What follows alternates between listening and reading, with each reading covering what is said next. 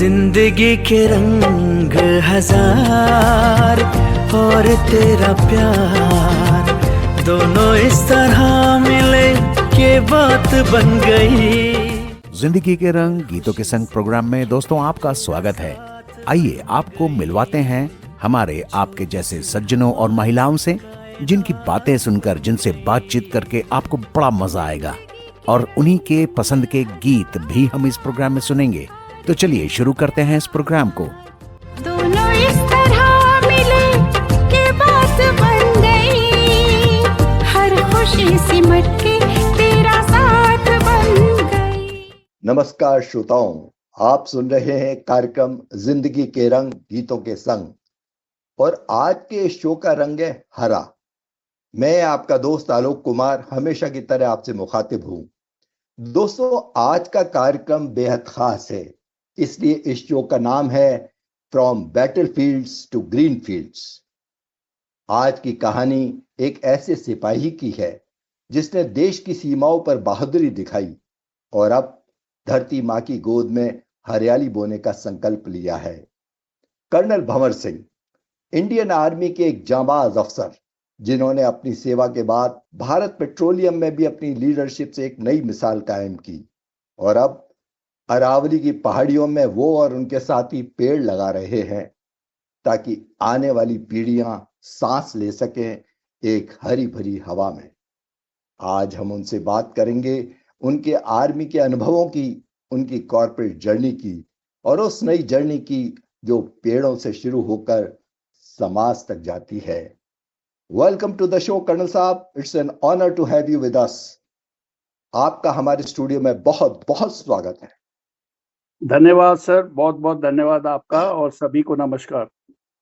तो कर्नल साहब शुरू करते हैं। सबसे पहले आर्मी ज्वाइन करने की आपकी इंस्पिरेशन क्या थी? क्या बचपन से ही ये सपना था या कोई खास मोमेंट जिसने आपको मोटिवेट किया? सर, हमारे गांव में फर्स्ट वर्ल्ड वॉर और सेकेंड वर्ल्ड वॉर में करीब करीब सभी लोग जो फिजिकली फिट होते थे वो आर्मी में ही जाते थे। डायरेक्टली तो नहीं, कुछ लोग जाते थे जोधपुर स्टेट फोर्सेस के मार्फत। अब मेरे केस में क्या हुआ कि मेरे फादर और एक मेजर शबेग सिंह एक ही यूनिट में थे। ये मेजर शबेग सिंह का लड़का राष्ट्रीय इंडियन मिलिट्री कॉलेज में था। तो हम जब उसको मिलने गए स्कूल में, मैंने देखा वहां पे वो सब ने हरी ड्रेस पहनी हुई है। स्कूल का कंपाउंड बहुत अच्छा था, खुले खुले खेल के मैदान थे और आउटडोर एक्टिविटी पे भी काफी जोर लगता था। तो फिर मैंने भी वहां पे आरएमसी जाने की इच्छा प्रकट की और फिर हम चले गए।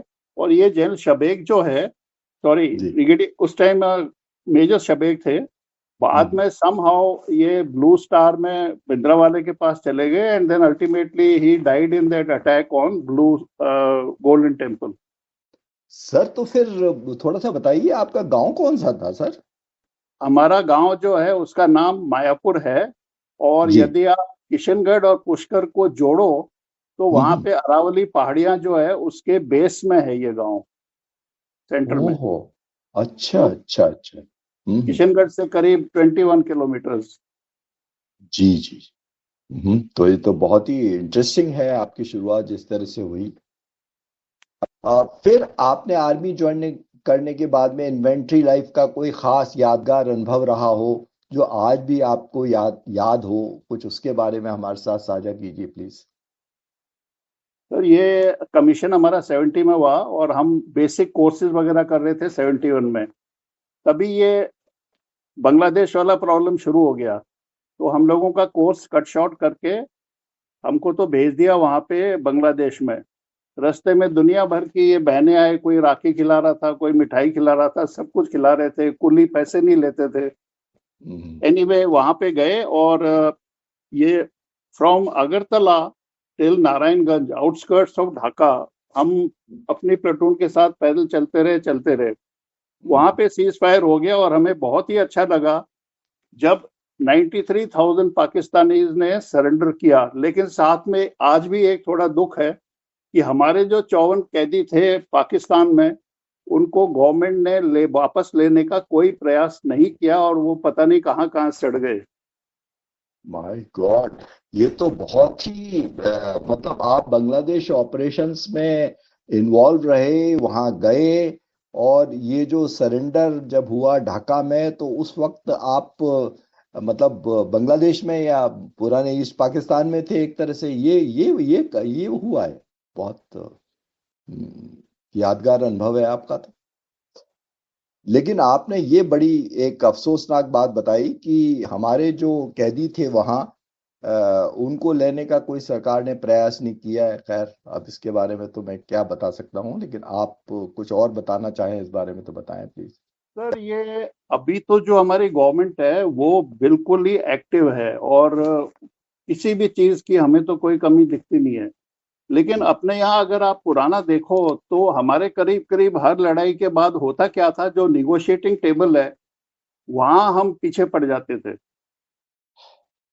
तो थोड़ा सा आपके आर्मी कैरियर के बारे में बात करते हैं कर्नल साहब। आप सबसे पहले इन्फेंट्री में थे, लेकिन उसके बाद आपने आर्टिलरी, इंजीनियर्स, बाद में होम मिनिस्ट्री और फिर एयर फोर्स तक में अपनी सेवाएं दी।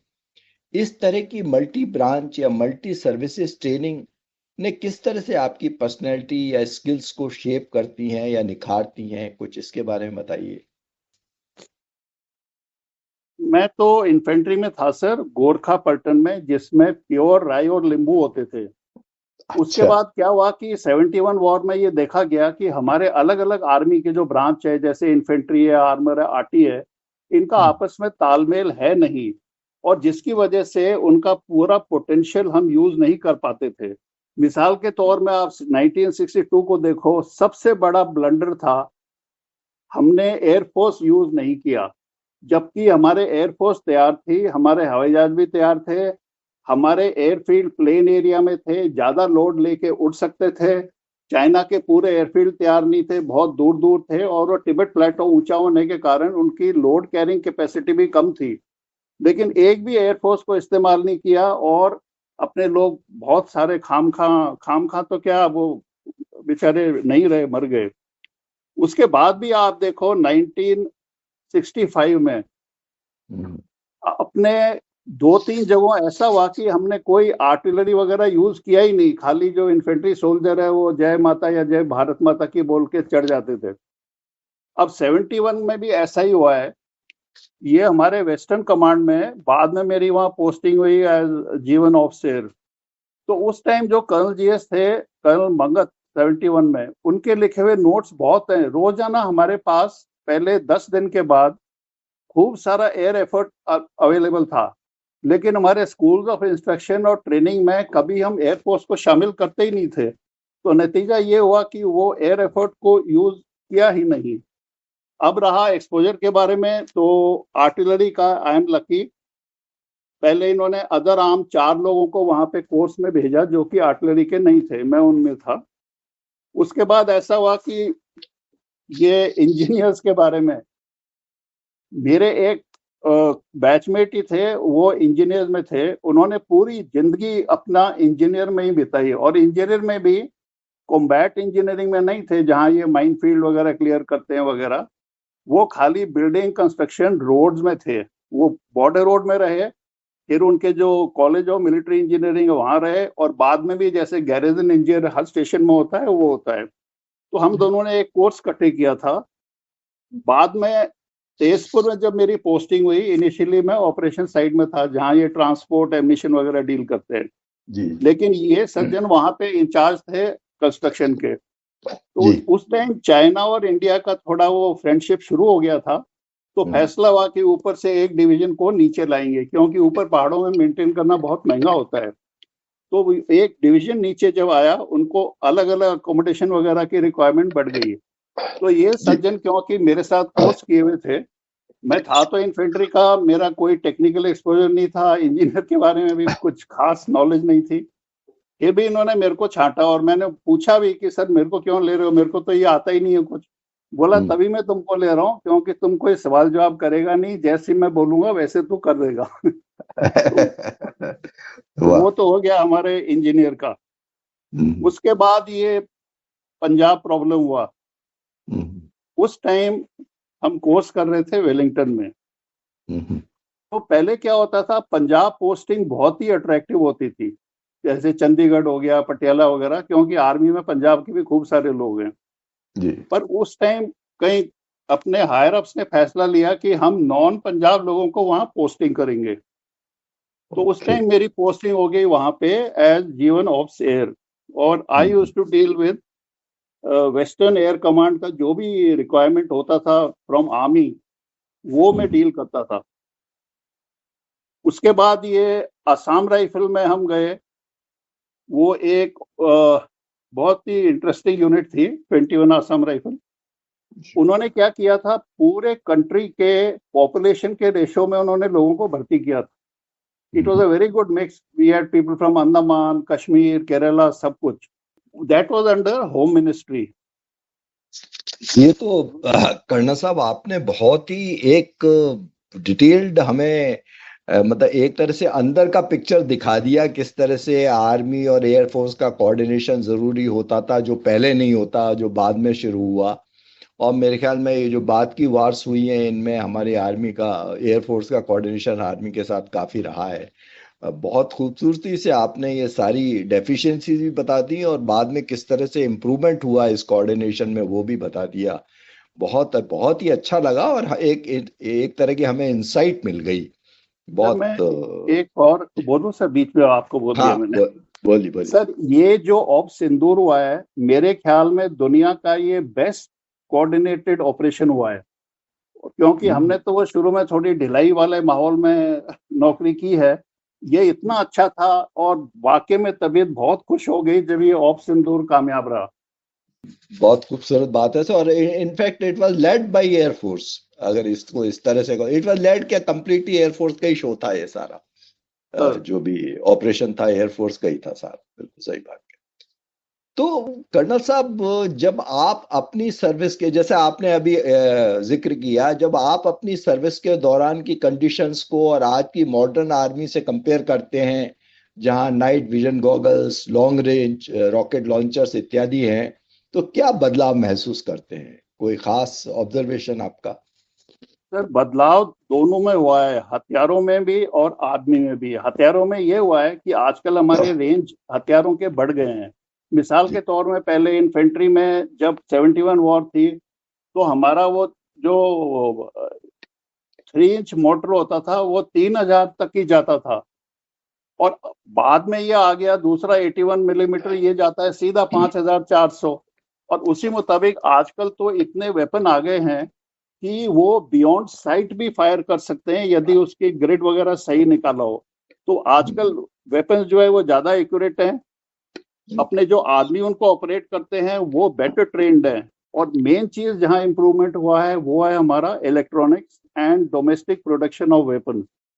नहीं, बिल्कुल बिल्कुल सही फरमा रहे हैं आप। और दूसरा, आजकल ये जितनी चिप वगैरह, कंप्यूटराइजेशन, ये सब भी उसमें आ गया है, इलेक्ट्रॉनिक्स भी एडवांस हो गई है। बिल्कुल सही फरमा रहे हैं आप। क्या आपके समय में आपने कोई छोटा मोटा इनोवेशन या कोई बड़ा इनोवेशन या इम्प्रूवमेंट इंट्रोड्यूस किया हो जो आपकी यूनिट के काम आया हो? अगर ऐसा कुछ हो तो प्लीज बताइए। सर ऐसा कुछ खास नहीं है, पर मेरा एक आइडिया है कि हर जगह जाके एक बार खुद देखना कि वहां पे पड़ा क्या है। तो इसका फायदा ये हुआ, जैसे मैं उधमपुर में था, वहां पे हमारे 2 बड़े बड़े कमरे थे, उनमें पुराने रिकॉर्ड पड़े थे, इनमें आधों में दीमक आया हुआ था, और वो अकोमोडेशन खाम खा वो ऑक्यूपाइड थी। होता क्या है, कई बार लोग हेजिटेंट होते हैं पुराने डॉक्यूमेंट जलाने के लिए कि क्या पता कोई गलत वाला ना जल जाए। तो लेकिन वो हुआ, उसके कारण हमारा काफी जो है ऑफिस वगैरह जो मूवमेंट अगर करना पड़े तो वो हल्का होता है। Same thing with weapons. अब जैसे 6 पाउंडर एंटी टैंक गन थी सेकेंड वर्ल्ड वॉर में, पर वो भी एक कमरे में 4-5 पड़ी रहती थी, और हर बार उसको पैक करके अगले स्टेशन में ले जाते थे। तो यू कैन से एक प्रकार का हल्के आइडिया में लाइक अ धोबी और समथिंग, ये कचरा जितना था हम निकाल निकाल के रहे। नेक्स्ट थिंग वाज, ये आर्मी में पे स्केल इज फिक्स्ड। तो I thought if we can improve the quality of food, और हमारे देश में बहुत वैरायटी है, तो हमने क्या किया, कुछ कुक्स हमने ट्रेन करे मेरे स्कूल में देहरादून में, वहाँ काफी अच्छा सिस्टम है। इसके अलावा जैसलमेर में एक स्लो फूड रेस्टोरेंट है, हमारे एक परिचित थे, वहां पे हमने कुकों को भेजा। और सिमिलरली मणिपुर में एक लेक व्यू रेस्टोरेंट है, जहां एक और सज्जन मिल गए who was interested in food. तो ऐसी जगह हमने हमारे कुक्स को भेजा, वापस ये यूनिट में आए, अपना quality of food of soldiers officers improve. साथ साथ इनडायरेक्ट इनका बेनिफिट ये हुआ कि उनमें से 2-3 लोग थे, जैसे एक आदमी ने लुधियाना में अपना ढाबा खोल लिया रिटायरमेंट के बाद, and he was doing well. बाकी कोई खास मैंने कुछ ऐसा किया नहीं। नहीं, ये सर, ये जो पुराना एक तरह से ऑब्सोलीट चीजें पड़ी रहती हैं, उन पे कोई ध्यान नहीं देता, इन छोटी मोटी चीजों पे, लेकिन आपने उस तरफ भी ध्यान देके और उसको अगर वो किया तो बहुत ही बड़ी बात है सर, ये गजब है। तो इंडियन आर्मी की इस बहादुरी और इसके नाम पे कर्नल साहब हम एक गाना सुनते हैं, कोई अच्छा जोश भरा। जरूर सर। देखो वीर जवानों, अपने खून पे ये इल्जाम न आए। देखो वीर जवानों, अपने खून पे ये इल्जाम न आए। माना कहे के मेरे बेटे, वक्त पड़ा तो काम न आए। देखो वीर जवानों, अपने खून पे ये इल्जाम न आए। देखो वीर जवानों। तो कर्नल साहब, अब आते हैं आर्मी से आपकी कॉर्पोरेट वर्ल्ड यानी बीपीएससीएल में आना। ये ट्रांजिशन कैसा रहा? शुरुआत में कोई एडजस्टमेंट्स आपको करने पड़े या बस सब कुछ स्मूथ रहा?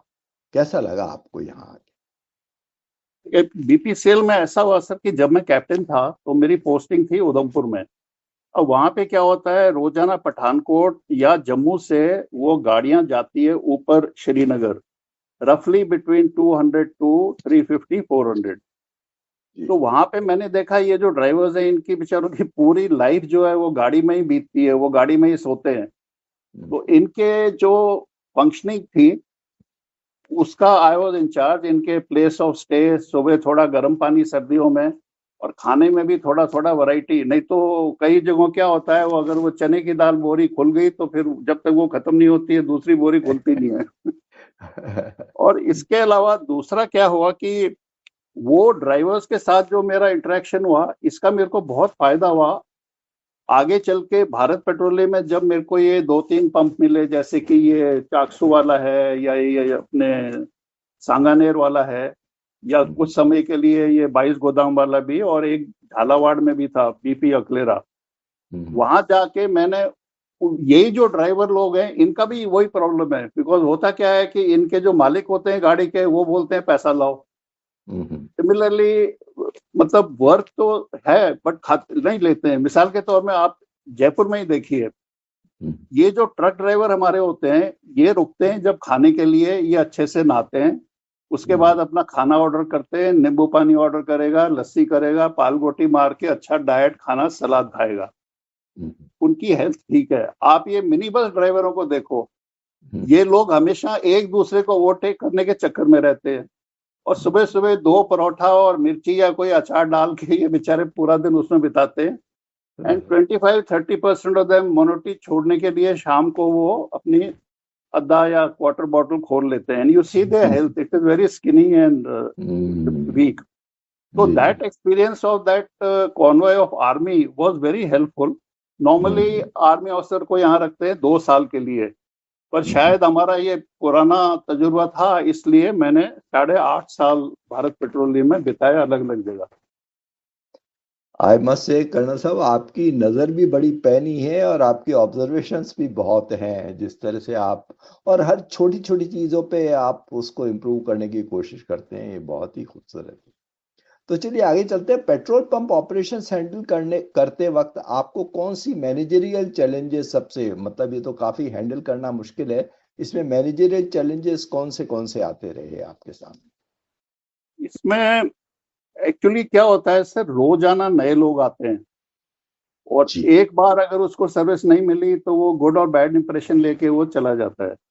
सिमिलरली यहाँ पे कोई पुराना हमारा ट्रेंड था, लोग बोलते थे कि भाई दूसरे पंप से एक्सपीरियंस लोग लाओ।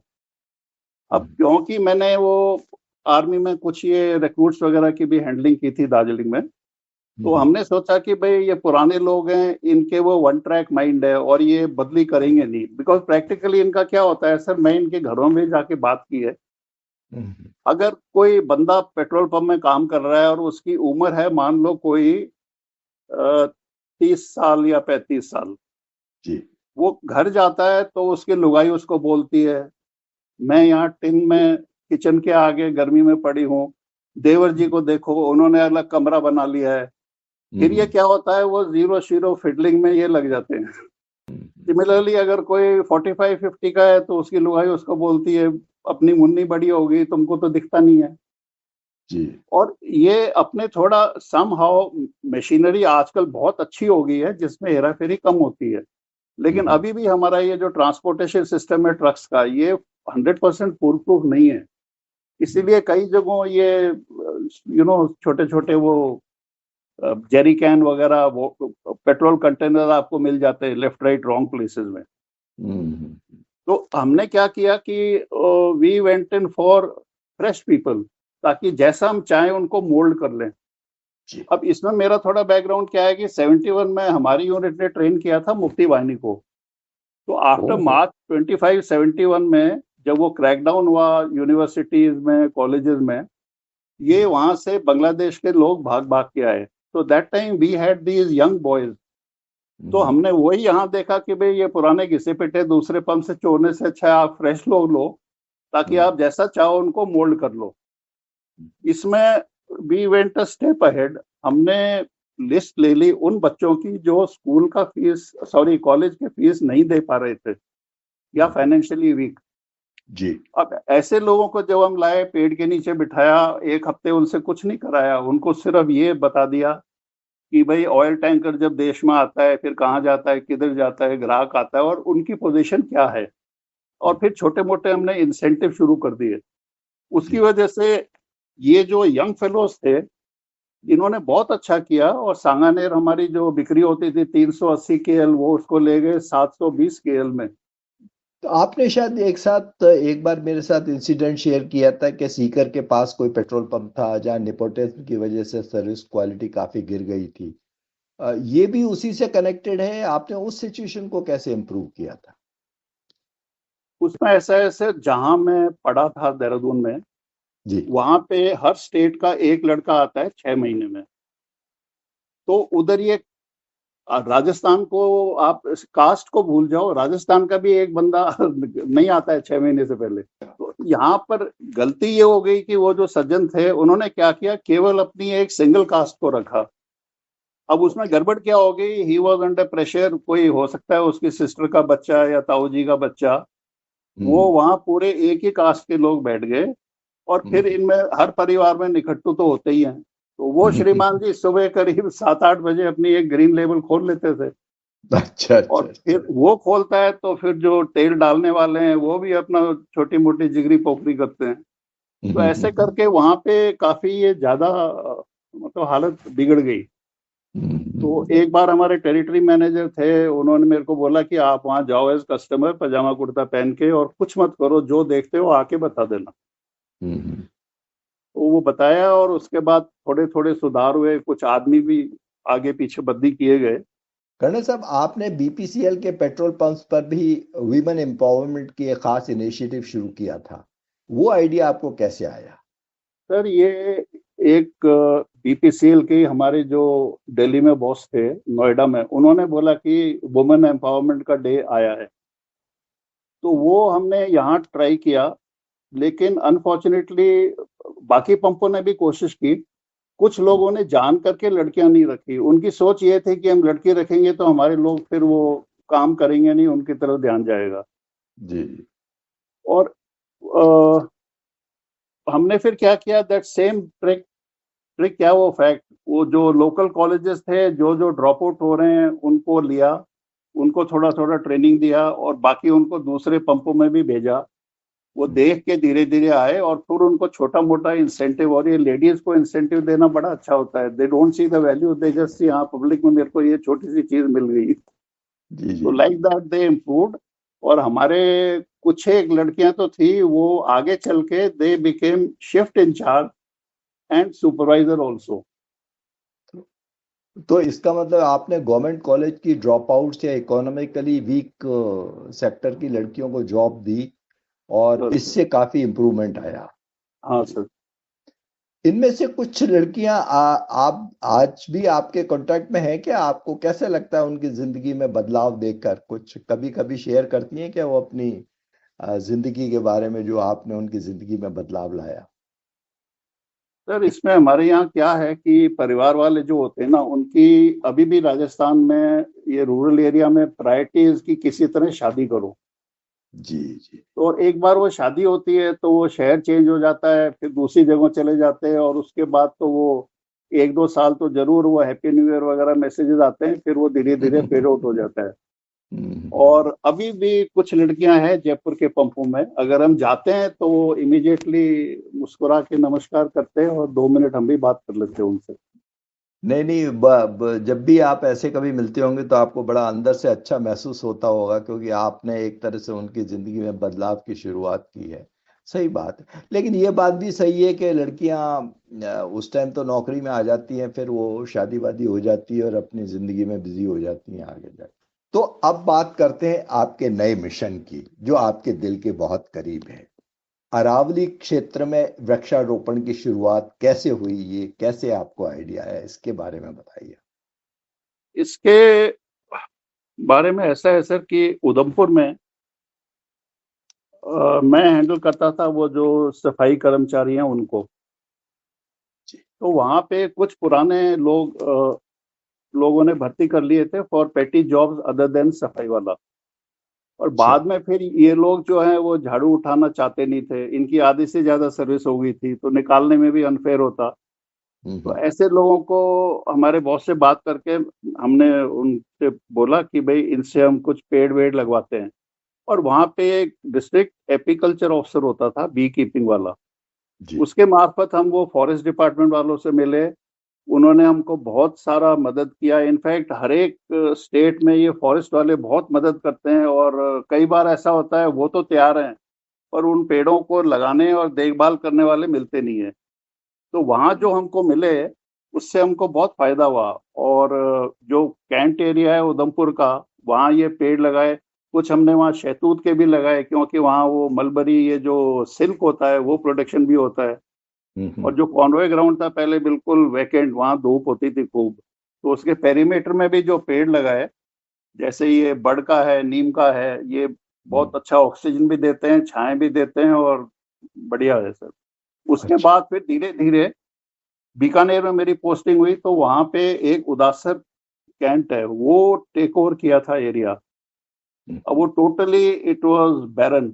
जब टेक ओवर किया वो गांव वाले काट के ले गए। तो वहां पे भी हमने क्या किया, 2-3 जो सोल्जर्स होते हैं ना sir, who have got high BP, hypertension, या पेंशन जाने के लिए 6 महीने बाकी है, जी, and they are not very happy to climb ropes and what not. तो ऐसे कुछ लोग छांट के 1-2 वाटर पाउडर दे के इनको पेड़ों में लगा दिया, और उनकी फोटोएं हमने सैनिक समाचार, एक मैगजीन है, उसमें छाप दी। उसके बाद तो they are on their own. और उसके बाद एक बार और इधर क्या हुआ, ये जयपुर में similarly in the cantt area, वहाँ पास में ही एक नर्सरी है, वो दे वर वेरी हेल्पफुल, और उन्होंने काफी ये पेड़ लगाए। और मणिपुर में भी एक बार ऐसा हुआ था कि we were manning some barriers, तो देयर वी सॉ कि बर्मा से लोग टीक स्मगल करके लाते हैं। ओहो। तो फिर आइडिया आया कि हमारा खूब एक पूरी आधी पहाड़ी थी, क्यों ना हम भी वहां पे वो सैपलिंग लगा के टीक वाले लगा दो, क्योंकि एक पेड़ जाता था वेरी कॉस्टली। तो वहां जो हमने पेड़ लगाए, अब टीक इज स्लो ग्रोइंग, लेकिन ऐसा हुआ कि वो करीब 12-15 साल में वो लग गए। और उसके बाद वहां जो यूनिट है उनको भी वो पेड़ों का शौक हुआ, एंड फैमिलीज भी यूज, तो वो कंटिन्यू चल गया। तो कर्नल साहब, इसका तो ये मतलब हुआ कि ड्यूरिंग योर आर्मी कैरियर भी आपकी इस चीज की शुरुआत हो गई थी, और आपको ट्री प्लांटेशन का और इसका उस वक्त से ही अनुभव भी है और शौक भी है, दोनों बातें हैं। अगर मैं ये कहूँ ठीक रहेगा ना? बिल्कुल ये बात, ऐसा हाँ, नहीं है कि अभी शुरू हुआ है ये सारा। नहीं जी। नहीं सर, ये हुआ तो उधर शुरू, लेकिन उस टाइम क्या था, it was very very limited, मतलब केवल फालतू टाइम में, और अगर फालतू कोई रिसोर्सेज मिल जाते हैं तो ठीक है, नहीं तो नहीं होता था। जी जी। आप किशनगढ़ और पुष्कर के बीच में आते हैं सर। ये इलाका पानी की कमी से जूझ रहा है। हाँ सर। प्लांटेशन से इस प्रॉब्लम को कैसे टैकल किया जा सकता है? सर इस एरिया में हुआ क्या है कि जब ये वाटर टेबल नीचे गया है, पहले हमारी ये मालन वगैरह आती थी, मूली सब्जी वब्जी क्या क्या लेके, आजकल वो सब बंद है क्योंकि वहाँ पानी की वाटर लेवल नीचे चला गया है। दूसरा क्या है, वहाँ पे ये सरस दूध की गाड़ी आती है। उसका नतीजा ये हुआ कि जितने भी लोगों के पास ये जानवर हैं दूध देने वाले, वो 40 रुपए के लालच में वो पूरा का पूरा दूध ही गाड़ी में डाल देते हैं और बच्चों को चाय पिला देते हैं। तो उस टाइम एक डॉक्टर है पास में ही, वो हमारा फ्रेंड है, जब उससे इंटरेक्शन किया, उसने बोला due to short not consuming green vegetables, ये स्किन प्रॉब्लम है ना, ऐसे छोटे मोटे उन्होंने गिनाए कुछ। फिर आइडिया आया कि भाई क्यों ना ये बीज दो और पौधे लगाओ। तो शुरू में तो हम केवल बीज ले जाते थे यहाँ जयपुर सीड वालों की दुकानों से, लेकिन वहाँ एक और प्रॉब्लम है, वो हमारे ही रिश्तेदार और गांव वाले बोले ए शहर आला माने कहीं सिखाई। अच्छा। तो ताक में पड़े रहते थे, और फिर एक साल बाद पूछो वो कहाँ है, बोलते हैं भाई वो इधर ही पड़ा है, और फिर पता चलता वो कोई फिश टेल या कीड़े फीड़े आर पार चले गए। अच्छा। फिर मेरे को पता चला कि ये यहाँ राजस्थान स्कूल में Saturday is a no bag day, bag नहीं ले जाते सैटरडे को। जी जी।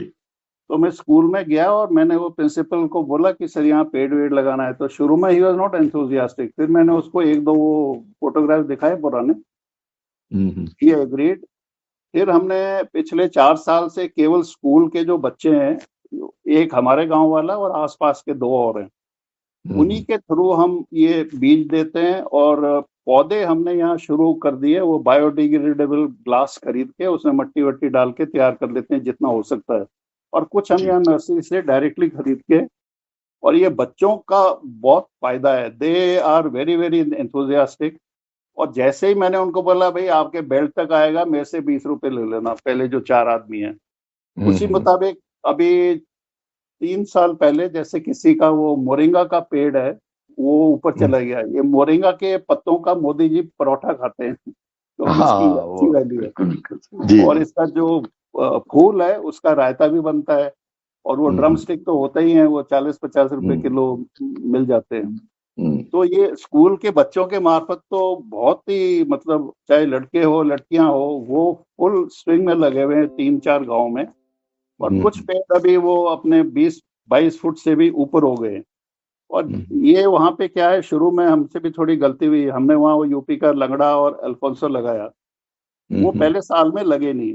फिर हम स्विच कर गए, ये गुजरात का जो केसर है और अपने चोमू का जो मैंगो है, थोड़ा साइज में छोटा है पर उससे चल जाता है।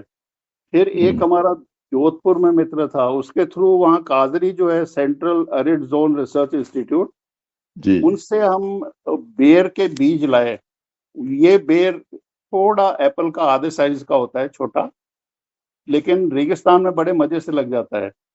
और इसके अलावा ये पपाया, और बाड़मेर से हमने दूसरा मंगा लिया वो अनार, वो भी थोड़ा साइज में छोटा है, 1 किलो में 5 चढ़ते हैं, जबकि यूपी वाला 1 किलो में 4 ही चढ़ जाते हैं। और फिर ये यहाँ जो कालवाड़ रोड है, यहाँ पे कई जगह हमको मिल गए वो कागजी नींबू, एंड देन आंवला ऑल्सो यहाँ मिल गया नर्सरी में ही। और जामुन के जो पेड़ है वो हमारी कॉलोनी में ही खूब है, जब ये आंधी आती है तो वो जमीन में गिरे हुए होते हैं, तो एक दिन मॉर्निंग वॉक में वो थैला भर के ले आओ, वो वहां पे लग जाता है। ये बेर और आम के बारे में तो आपने बता ही दिया मुझे। इसका कोई खास इकोलॉजिकल रीजन तो नहीं है बेर और आम को ही चुनना, ऐसा कोई खास तो नहीं है? सर ये होता क्या है, जैसे हमने खजूर ट्राई किया जी। अब खजूर यहाँ तो ठीक है, पर होता क्या है कि उसको खड़ा पानी नहीं चाहिए, water should flow away. Okay. लेकिन अगर वो पानी रह गया जड़ों में तो वो गल जाता है। और सिमिलरली ये बाकी जो ये यूपी के जो फ्रूट हैं, अल्फोंसो, लंगड़ा वगैरह, वो हीट में मुरझा जाते हैं सर। यहाँ पे वो पानी थोड़ा कम है, गर्मी ज्यादा है।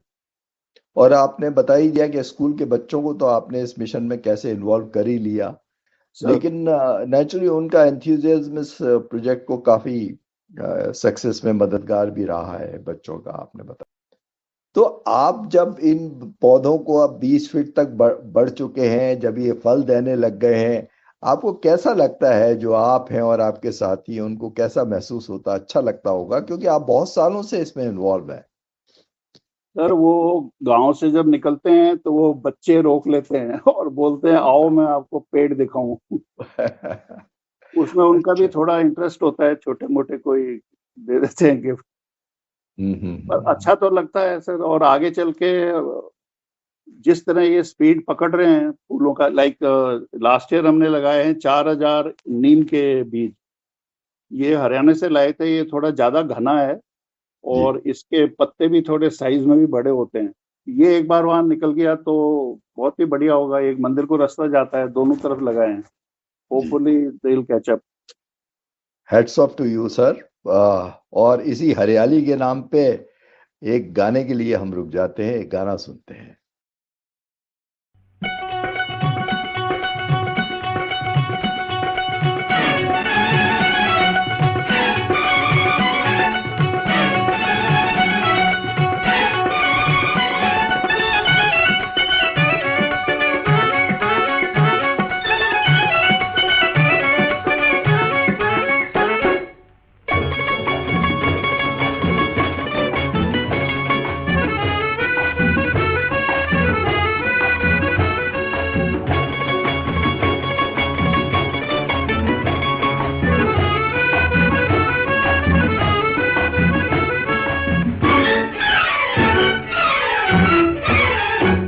ये हरियाली और ये रास्ता, ये हरियाली और ये रास्ता, इन राहों पर तेरा मेरा जीवन भर का वास्ता।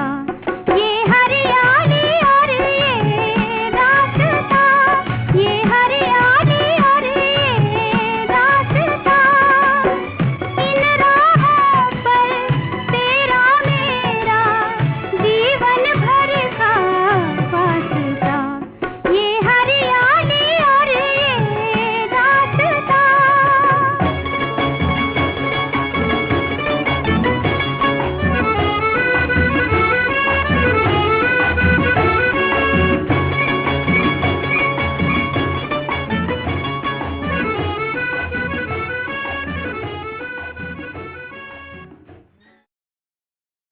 तो कन्ना साहब, थोड़ा ये बताइए, ये आपने तो बहुत बड़ा इनिशिएटिव ले रखा है, और कौन कौन लोग आपके साथ इसमें जुड़े हैं?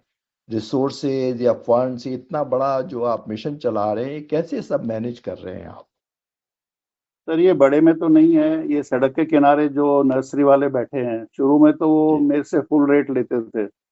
अब जब अच्छा। इनको मैंने वो बच्चों की फोटो वोटो दिखाई तो इनमें भी काफी ऐसे लोग हैं, वो हैं तो गरीब, बट वो हम्म। कंसेशन दे देते हैं कि साहब आप इतने में ले जाओ। सिमिलरली अच्छा। There is one van driver, एक बार उसको पता चला इसके बारे में, तो हम्म। उसने बोला साहब आप मेरे को साल में 2 बार मैं आपके पेड़ ले जाऊंगा, आप मेरे को सिर्फ टोल टैक्स दे देना और जो पेट्रोल लगता है एक्चुअल, तो उसमें ही हमारे कोई 7-8 हज़ार रुपये बच जाते हैं सर। एक्चुअली मैंने देखा है सर, ये हमारे बहुत लोग हैं, they are willing to help, पर वो उनके मन में थोड़ी शंका होती है, पता नहीं आगे क्या होगा नहीं होगा। एक बार अगर उनको भरोसा हो गया कि ये सही जगह जाएंगे तो फिर there are many people to help and join. ये बात सही है सर। जरूरी नहीं है कि बहुत कोई पैसे वाला हो या रिसोर्स फुल पर्सन हो वही हेल्प करे। छोटा आम आदमी भी आपकी हेल्प करने को तैयार हो जाता है, ये प्रोवाइडेड उसको सही तरह से दिखाया जाए। तो सही हमारे बात। जैसे ये हैवियो से क्लब है ना सर, जी जी। इसमें एक केंद्रीय विद्यालय की रिटायर्ड प्रिंसिपल हैं, मिसेस हाँ, दीक्षित।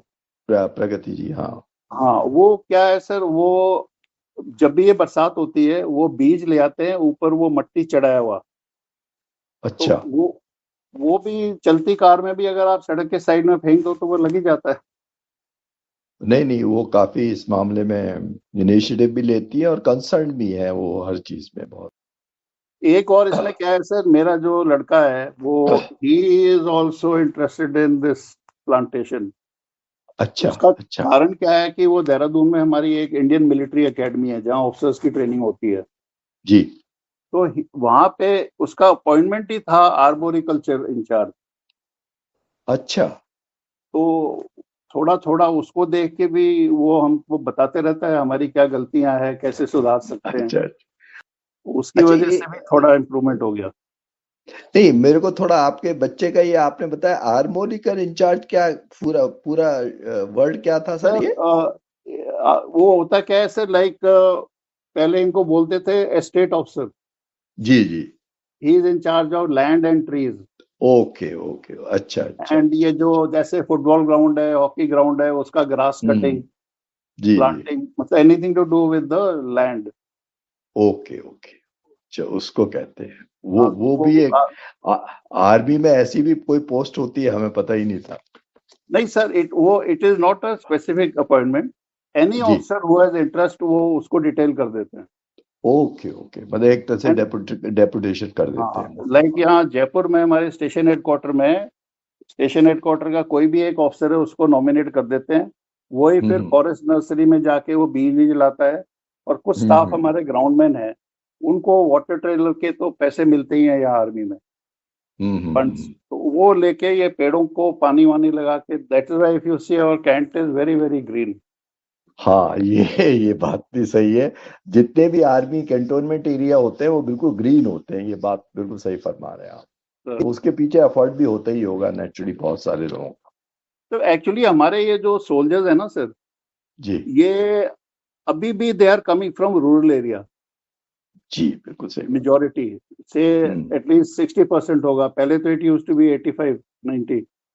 ये हम्म लोग जो हैं ये जमीन से जुड़े हुए हैं, और आप चाहे बाकी काम इनको बोलो, दे में से कि आई एम बिजी या टायर्ड या व्हाटएवर, लेकिन मैंने कभी नहीं सुना है किसी हमारे भारतीय सैनिक को बोलते हुए कि भाई इस पौधे को पानी मैं अभी नहीं दे सकता। और कई जगहों तो क्या होता है सर, वो पेड़ लगाने के बाद एक छोटी पत्ती वहां लगा देते हैं, और वो जो एक सिपाही है उसका उसमें नंबर पेंट कर देते हैं। तो वो ओके। सिपाही अपने फालतू टाइम में ही, चाहे दिन हो रात हो, जब भी टाइम मिलता है वो वहां जाके एक मग या बोतल पानी की उल्टा करके आ जाता है। तो उसकी केयर करता है एक तरह से, सही बात। सर नहीं, ये बहुत आपने बहुत सारी ऐसी चीजें बताई हैं जो हम लोग कभी सोचते भी नहीं है, ऑब्जर्व भी नहीं करते। मजा आ गया, बहुत सुंदर। अब कर्नल साहब, आपने आर्मी भी देख ली, कॉर्पोरेट लाइफ भी देख ली, और एनवायरनमेंट की मुहिम तो आपने शुरू की हुई है। तीनों क्षेत्रों में लीडरशिप दिखाई है। इन तीनों में आपको एक क्या कोई कॉमन स्पिरिट नजर आती है, कोई खास बात जो एक कॉमन हो सब में? इसमें पहली बात तो ये है सर कि आप शुरू में लार्ज स्केल में मत सोचो। कोई छोटा जो आपसे होता है वो शुरू करो, फिर धीरे धीरे लोग आपसे जुड़ने लग जाएंगे अपने आप, जैसे ही वो देखेंगे कि आपके थोड़े रिजल्ट आ रहे हैं। और दूसरा क्या है कि अगर आप ऑर्गेनाइजेशन का इंटरेस्ट रखोगे तो आगे चल के हमेशा ऑर्गेनाइजेशन तो मदद करेगी जरूर। मजा आ गया कर्नल साहब आपकी ये बात सुन के कि एक एक स्टेप हमें एट ए टाइम लेना चाहिए, और लंबी चौड़ी प्लानिंग नहीं करनी चाहिए कि इसे बड़े फैन फेयर के साथ हम स्टार्ट कर रहे हैं। ये बात बहुत ही अहम है और बहुत ही इम्पोर्टेंट है। फॉर एग्जाम्पल चंडीगढ़ में एक सज्जन है, उनका नाम है पीपल बाबा। जी। वो उन्होंने पता नहीं 1 करोड़ पेड़ लगा दिए सर अपनी लाइफ टाइम में, एंड ओहो। Mainly by help of others. और हम्म उन्होंने ज्यादातर अपना एफर्ट दिया है ये पीपल के पेड़ में, क्योंकि यही एक पेड़ है जो ऑक्सीजन देता है।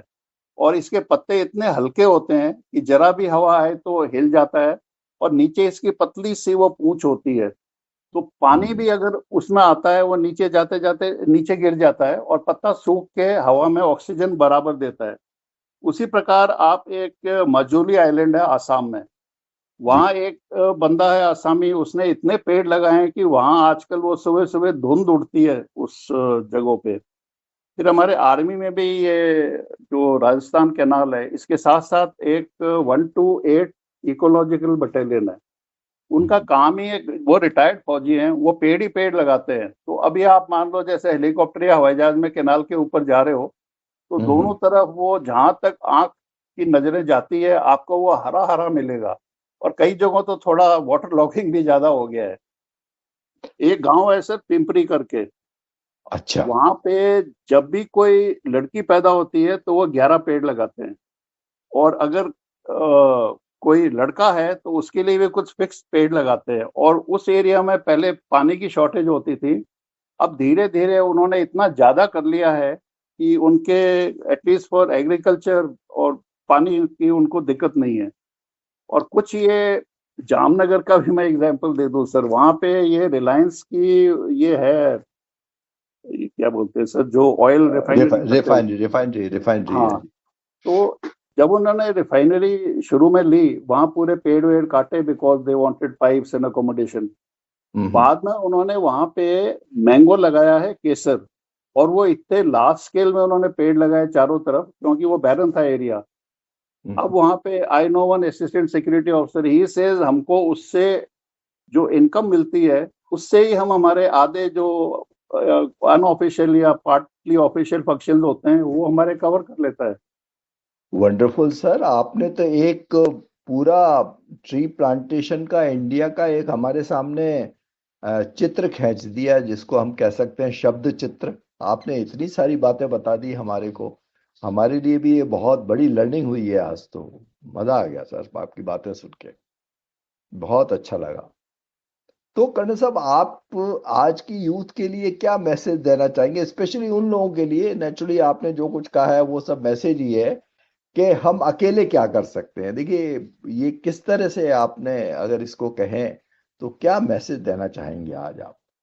सर मेरा तो ये कहना है कि ये पर्यावरण अगर सुधरेगा तो अपना जो ऑक्सीजन है, जो हम दिन रात सांस लेते हैं, अब इसमें कोई वो स्पेशल नहीं है क्लास 1, क्लास 2, 3 या क्लास 4, ये हवा तो सबके लिए बराबर है। और हम जितना ज्यादा लगाएंगे उतना ही हमें पर्यावरण में फायदा होगा। हमारी जो चिड़िया है उनको खाना पीने की दिक्कत नहीं होगी। और साथ साथ ये जो फल है वो अगर लगे और लोग अगर इसको खाने लगे, तो ये जो हमारा वो प्रचलन हुआ है ना सर, ये पिछले कुछ सालों में, ये मैगी और पास्ता वाला, हाँ, फास्ट ये फूड वाला खत्म हो जाएगा। बिल्कुल सही बात। क्या बात है सब, मजा आ गया सुन के कि ये बात आपकी कितनी बढ़िया लगी है मुझे कि हवा सबके लिए एक है। अंबानी भी उसी हवा में सांस लेता है जिसमें मैं और आप लेते हैं। तो कर्नल साहब, यहाँ एक गाने के लिए रुक जाते हैं, हवा के नाम पे, सुंदर हवा के नाम पे, फ्रेश हवा के नाम पे।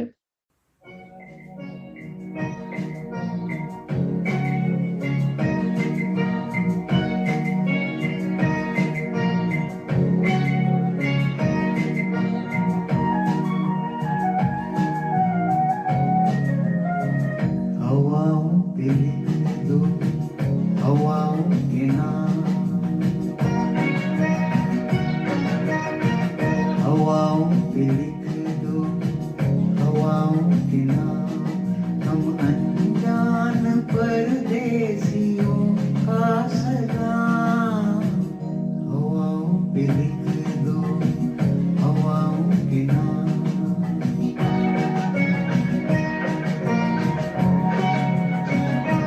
ये किसके लिए, बता किसके नाम,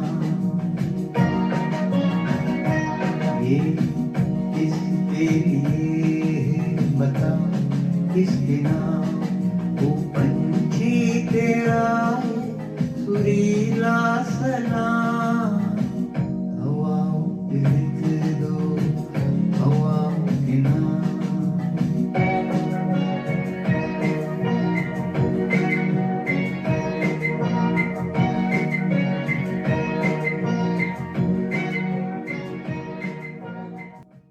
अब करीब करीब आखिरी पायदान पर आ चुके हैं कर्नल साहब हम। अगर सरकार या प्राइवेट इंस्टीट्यूशंस ऐसे प्रयासों में सपोर्ट करना चाहें तो आपके हिसाब से सबसे इफेक्टिव तरीका क्या हो सकता है? सर ये तो जो शहरों में तो जो इंडिविजुअल कॉलोनी है वहां के लोग अगर इंटरेस्ट लें ये तभी होगा। मैं तो जैसे हमारे ये army welfare housing organisation colony की बात कर रहा हूँ। हमारे चारों तरफ जब ये कॉलोनी लगी थी खूब सारे पेड़ लगाए थे, और अब नतीजा इसका ये है कि चारों तरफ शेड ही शेड है, फुटपाथ पे, सड़क पे, वो दिखता अच्छा है। और इंडिविजुअली भी अगर देखा जाए, विलेज लेवल में भी हमारे गवर्नमेंट के फंड्स वगैरह की कोई कमी नहीं है। ओनली थिंग इज वो अगर लोग थोड़े इंटरेस्ट लगाएं, और हमारे ये फॉरेस्ट डिपार्टमेंट वाले हैं राजस्थान में as compared to other states, वो आज भी ज्यादा कोऑपरेटिव है, हमने देखा है उनको कई जगहों। तो ये अगर रूरल एरिया में जो अपने सरपंच वगैरह होते हैं, और ये जो main thing I will say ये जो नो बैग डे है, और अभी राजस्थान गवर्नमेंट ने एक और कोई स्कीम चलाई है कि यदि कोई बच्चा एक पेड़ लगाता है तो उसको 2 मार्क एक्स्ट्रा मिलेंगे। ये इसी साल शुरू हुआ है। अच्छा, ओके ओके। तो ये होने से वो हो जाएगा। जैसे अभी हम गाड़ी में ले जाते हैं पौधे, तो बच्चे तो गाड़ी खड़ी होने से पहले ही लाइन में खड़े हो जाते हैं कि बाबू साहब देव माना। वाह वाह, बहुत खूबसूरत सर, मजा आ गया। लेकिन आपका ये सुझाव बहुत अच्छा है, बहुत ही अच्छा है। तो हम आखिरी पायदान पर आ गए हैं कर्नल साहब।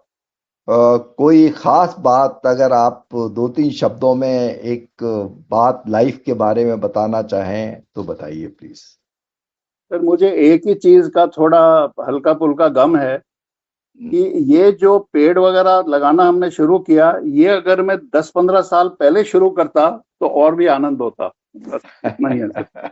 जी जी जी जी, बिल्कुल सही बात। तो दोस्तों, कर्नल भंवर सिंह की कहानी हमें सिखाती है कि देश सेवा सिर्फ बंदूक से नहीं बल्कि पौधों से भी की जा सकती है। यूनिफॉर्म बदल सकती है पर देश के लिए समर्पण नहीं। आज जब हर पेड़ एक सैनिक की तरह धरती की रक्षा कर रहा है, तो हम सबका फर्ज है कि हम भी इस हरियाली के मिशन का हिस्सा बने। कर्नल साहब, आपकी जर्नी ने हमें यह एहसास दिलाया है कि जब इरादा साफ हो तो हर जमीन फर्टाइल बन सकती है, चाहे वो बैटलफील्ड हो या बैरन लैंड हो। Thank you for your service, your spirit and this inspiring conversation. धन्यवाद सर। जय भारत। मैं हूं आलोक कुमार और आप सुन रहे हैं फ्रॉम बैटलफील्ड्स टू ग्रीन फील्ड्स, एक कहानी डेडिकेशन, लीडरशिप और होप की। जय हिंद। और नेचर के साथ कनेक्टेड रहिए, क्योंकि हर पेड़ में एक नई जिंदगी छुपी है। नमस्ते। जिंदगी के रंग हजार। दोस्तों, जिंदगी के रंग गीतों के संग के आज के इस प्रोग्राम में बस इतना ही। कल एक और नए सज्जन और महिला हमारे साथ हाजिर होंगे आपके लिए मजेदार बातें और गीत लेकर। सुनना न भूलिएगा। छोटी सी हमारी कायनात बन गई।